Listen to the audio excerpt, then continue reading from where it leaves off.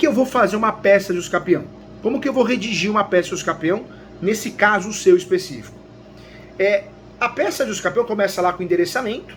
Então, endereçamento à vara especializada. Nós temos as varas especializadas no Brasil, que são as varas de registros públicos. Quando tem vara especializada na cidade, no município, é para lá que nós vamos mandar. Quando não tem essa vara especializada, nós vamos mandar para a vara civil. Depois, na nossa peça, vai a qualificação. A qualificação, se é casado ou casada, tem que ir o marido e mulher. Marido e mulher, se for casal do mesmo sexo, tem que ir o companheiro e companheira, né? Tem que ir. A qualificação tem que ser o mais completa possível, nacionalidade, profissão, estado civil, RG, CPF, e-mail, conforme o artigo 319. Depois que você faz a qualificação do autor ou dos autores, você vai usar o nome do usucapião. O nome com vontade. Usucapião extraordinária, usucapião constitucional, usucapião ordinário. O que eu já vi, eu corrijo muitas peças dos alunos, eu já vi muito aluno colocando usucapião, conforme o Código Civil. Não, tá errado. Tem 36 espécies. E muitas delas no Código Civil, então tá errado. Você não pode ter medo de escolher a espécie. No caso de vocês, a espécie é usucapião extraordinária. Muito advogado ou advogada coloca réu. É um erro absurdo. E pior que tem gente ensinando na internet a fazer peça de usucapião, ensinando errado. Na internet, no YouTube, no Instagram. Usucapião não tem réu. O advogado ou advogada que coloca réu no usucapião tá viajando na maionese. Quando a gente fala de usucapião, é uma ação declaratória. Tanto é que o nome do usucapião correto é Ação Declaratória de Usucapião Extraordinário. Ação Declaratória de Usucapião Constitucional. Ação Declaratória de Usucapião Ordinário. É o correto. Ação declaratória é uma ação que eu não estou brigando com ninguém. Eu estou batendo na porta do Poder Judiciário, estou falando do Judiciário. Juíza, juiz, assessores. Eu tenho a posse há 26 anos, animus domini, mansa e pacífica, ininterrupta, cumpro a função social da propriedade, tenho essa posse exclusiva, eu quero me tornar dono, é um direito meu. É um direito meu já muito antigo, lá do direito romano, eu só quero ser dono. Então você não está brigando com ninguém. Quando a gente coloca um réu, realmente é um erro absurdo, absurdo. Só que o judiciário também, o nível do judiciário está muito ruim também. Se você pegar as varas especializadas, se você for no Google, no site TJ, vara especializada de São Paulo, registros públicos, todas as peças não tem réu. Porque os juízes sabem o que estão fazendo, é uma ação declaratória. Agora, quando você vai advogar numa cidade interior, uma cidade que o juiz, a juíza é fraco, ruim, aí ele pede para emendar. Ele fala, inclua o réu. Mas tá errado, não tem réu. Então, o que eu falo para minha equipe aqui, falo para os meus alunos? Quando o juiz dá um despacho desse, é um juiz fraco, uma juíza fraca. Não vale a pena brigar. Com ignorante a gente não briga. Explica para ele que não tem réu, não existe réu, ele ou ela, e fala, olha, mas apesar de não ter réu, o objetivo do processo é ganhar a ação. Então requer a inclusão do réu. Mas não tem. Foi uma orientação errada do Poder Judiciário. Difícil acontecer, mas acontece com juízes e juízes incompetentes que está cheio. Depois, nessa ação, nós vamos para a preliminar. A preliminar dessa ação vai justiça gratuita. Se você consegue a justiça gratuita, você não paga taxa judiciária, não paga citação, não paga nada em regra, a não ser a perícia que é cobrada, porque o judiciário, mesmo apesar do artigo 98 esclarecer que a justiça gratuita, se for concedida, a perícia não tem que pagar, o judiciário entende que tem que pagar porque é um profissional terceirizado. Então, na preliminar, vai justiça gratuita, prioridade processual por causa da idade, para o processo correr mais rápido, antecipação de uma perícia, averbação premonitória. Depois nós vamos para os fatos. Nos fatos do usucapião, o que nós vamos fazer? Contar a história. Que o senhor adquiriu o imóvel através de contrato de gaveta, tem casos que a pessoa invadiu, tem casos que a pessoa comprou escritura pública, tem casos que a pessoa trocou, recebeu de doação, de herança, conta a história direitinho. Contou a história, nos fatos, fala que a posse é mansa, pacífica, animus domini, exclusiva, cumpre a função social da propriedade.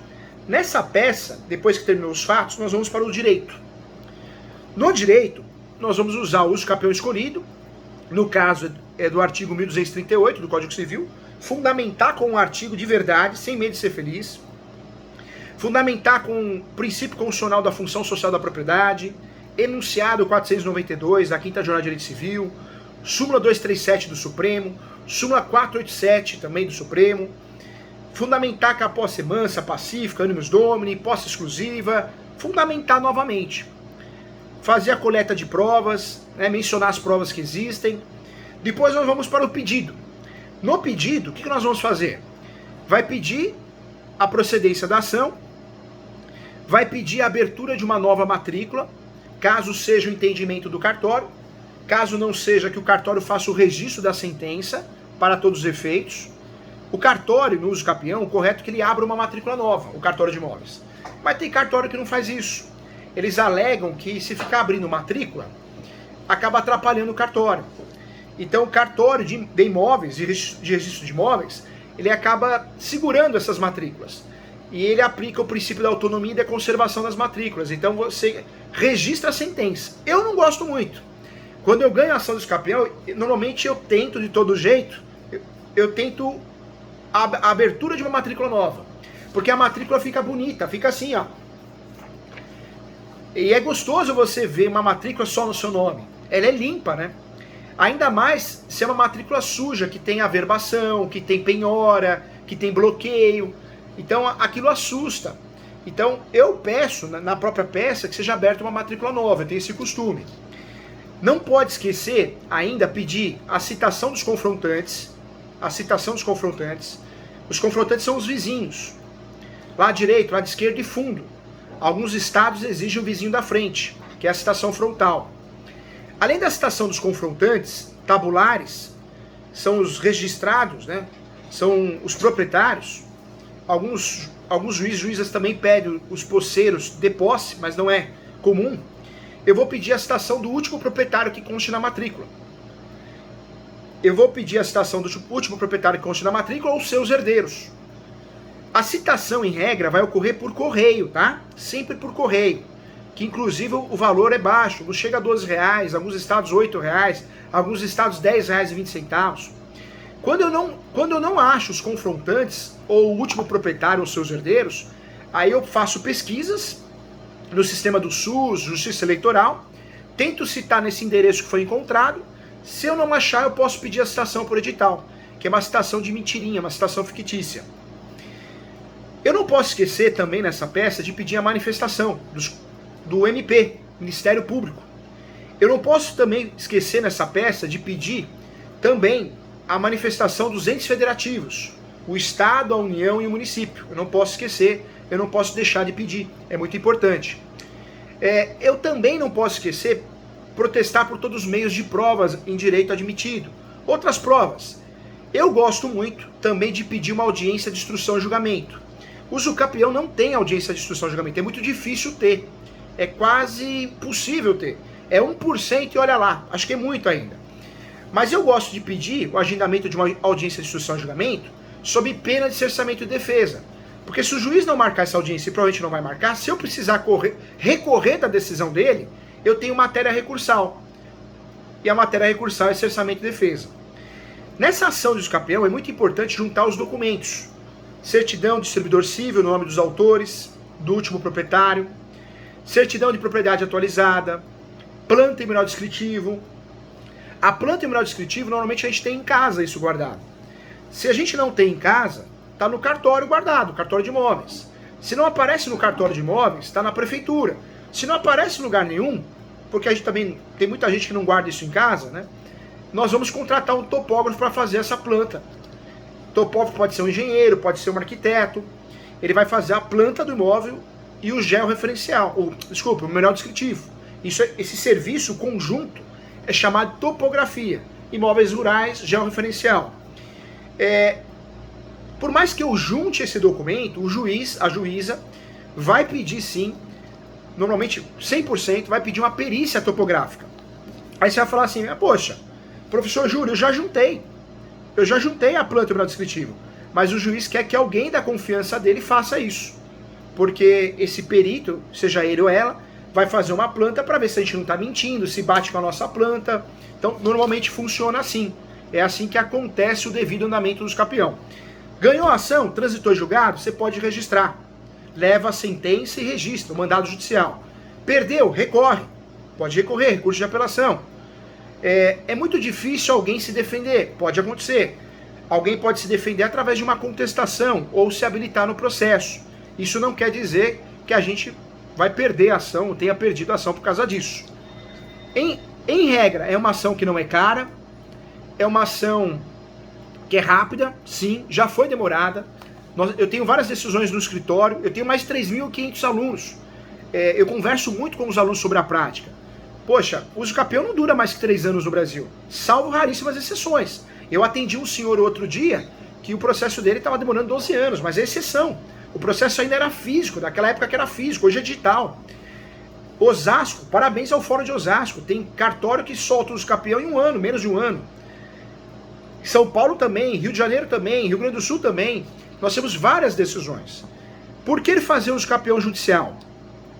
Porque o uso capião judicial, você consegue instruir melhor o processo. Se precisar de audiência judicial, instrução de julgamento, o juiz vai marcar. Se eu precisar de uma inspeção judicial, o juiz vai até lá, o oficial de justiça vai até lá, prova pericial. Uso capião no cartório, o brasileiro é muito de modinha. Claro que eu gosto, acho interessante, já fiz bastante. Só que o uso capião no cartório não é o que vendem para nós.